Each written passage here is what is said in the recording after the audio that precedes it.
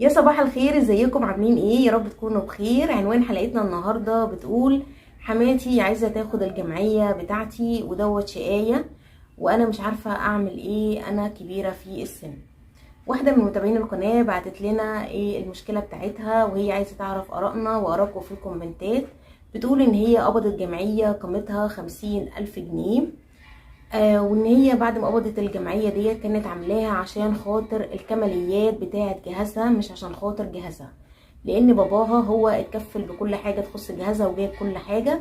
بس هي عامله الجمعيه دي من فلوس شغلها للرفاهيات او للحاجات اللي الناس بتشوفها كماليات ومش ضروريه في الجواز، وهي عملتها عشان خاطر اي حاجه نفسها فيها تجيبها. ومجرد حماتها ما عرفت انها قبضت الجمعيه اتصلت بيها وقالت لها بالنص، اقرا لكم زي ما هي كاتبه بالظبط. حماتها بتقول لها: الست الأصيلة بتقف جنب جوزها ولازم تساعديه يشطب الشقة، هيجيب منين؟ ما انتي شايفة الظروف والغلا، ولو يا بنتي مش هينفع ان انتي تدينا ال50,000 جنيه دول، فانا شايفة ان احنا نأجل الفرح شوية لغاية ما ظروفه تتحسن ويقدر يوضب من فلوسه الشخصية. وطلبت مني كمان في اخر المكالمة ان محدش من اهلي يعرف حاجة خالص عن المكالمة دي ولا عن الفلوس اللي خطيبي هياخدها، بحجة ان انا مكسروش قدامهم. اعمل ايه؟ هي دلوقتي بتقولي انا 34 سنة وخطيبي 37 سنة، وكمان في مشكلة في خطيبي ان هو مش طموح ومرتبه 2500، وان هو مش بيحاول يطور من نفسه ولا في الكارير بتاعه ولا في اي شيء. وكمان ان المرتب بتاعه بيخلص دايما يوم 20 في الشهر، وبيقضي بقية الشهر سلوفات من مامته، بيستلف يعني من مامته.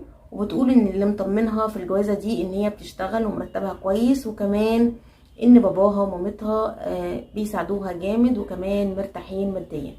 بتقولي مش عارفة اعمل ايه، خصوصا ان بعد المكالمة دي حسيت ان كل حاجة اتشقلب حالها، وخايفة اوي ان انا ارفض اديها ال50,000 هي تأجل الجواز. بصي انا اقولك اول حاجه رايي، انت بتقولي ان انت خايفه تسيبيه عشان خاطر السن، لان انت قلتي لي كده اكتر من مره وانت كاتبه القصه: انا كبيره في السن، عندي 34 سنه ودوبك الحق اتجوز. فعايزه اقولك ان كل واحد فينا بياخد نصيبه في الوقت اللي ربنا كاتبه، وان الجواز دوت رزق. وما تخليش حته خوفك من النقطه دي تخليكي ان انت توافقي بحد انت مش شايفاه مناسب 100% عشان خاطر الكلام دوت. تاني حاجه، انت ما فكرتيش ان هما ممكن ان هم واخدينك يعني عن طمع، يعني شايفين ان انت بتشتغلي ومرتبك كويس وكمان اهلك بيساعدوا في الجواز ومش بخلانين عليكي في اي شيء، فليه ما يكونوش هم باصين لكده؟ خصوصا ان انت بتقولي ان هو مرتبه 2500 وبيقضي بقية الشهر كله صرفات من البيت ومن مامته. يعني هو بعد الجواز عايزك انت اللي تصرفي عليه. انت شايفة ايه؟ انتي مرتاحة؟ هل انتي شايفة ان خطيبك دوت اخلاقه كويسة، انسان محترم بيحافظ عليكي؟ وحماتك عرفت منين موضوع الجمعية؟ الموضوع دوت مهم جدا، عرفت من خطيبك؟ وهل هو موافق ان هو ياخد منك ال50,000؟ ثم حتة ان حماتك بتقولك بلاش تعرفي اهلك، الحتة دي تقلق جدا جدا جدا جدا. ليه؟ لان انتي ممكن بعد ما تدي لخطيبك ال50,000 ممكن يوضب الشقة ويجيب بقية العفش، وبعد كده يفركش الخطوبة لأي سبب تافه. ساعتها انت تعملي ايه؟ انت اصلا مش هينفع حتى تروحي تقولي لاهلك ان انت اديتيلي ال50,000 جنيه دي وان هو ضيعهم وفسخت الخطوبة. يعني هتبقي في يوم وليلة خسرتي كل حاجة، وانا اسفة هتبقي انت كده خدتي مقلب محترم منه. فبناء على ايه هتعملي كده؟ انت تدي لحد فلوس لما يكون مثلا ده جوزك وفي منكم رصيد كبير من العشرة والمودة والامان، انما ده لسه خطيبك وبتقولي ان انت مخطوبين بقالكم 8 شهور بس. فحته كمان نقطه كمان قلقاني، بتقولي ان هو عنده 37 سنه ومرتبه 2500. هو كل ده ما حاولش يطور في نفسه؟ ما حاولش ان هو مثلا ياخد كورسات؟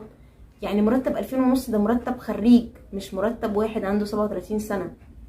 الا لو كان هو نو خبره، ما عندوش اي كورسات، مش بيثبت في وظيفه، برضو دي نقطه تقلق. انا مش هقولك كملي معاه ومش هقولك سيبيه، بس عايزه اقولك انتي فكري كويس قوي قوي قوي. وموضوع ان انتي تديله الفلوس دوت انا شايفاه مش مناسب خالص، بالذات بعد كلمه حماتك لما بتقولك اوعي تعرفي اهلك بيها، دي كلمه تقلق جدا. فانا شايفه ان هو لا، ما ينفعش. وشايفه ان انتي محتاجه تصلي صلاه استخاره، وان انتي تقيمي الموضوع بعقلك وتتجاهلي خالص حته السن. صدقيني الجواز دوت نصيب وهيجيلك في الوقت اللي ربنا شايفه مناسب ليكي. وانا بتمنى لك من كل قلبي ان ربنا يوفق لك اللي فيك الخير ويرزقك السعاده وراحه البال. طبعا يا جماعه انتوا قولوا كمان ارائكم في الكومنتات، واللي شايف ان انا غلط في اي شيء يقول لي، وكمان يا ريت تقولوا لصاحبه المشكله تقدر تحل مشكلتها ازاي. هشوفكم في حلقه تانية. السلام عليكم.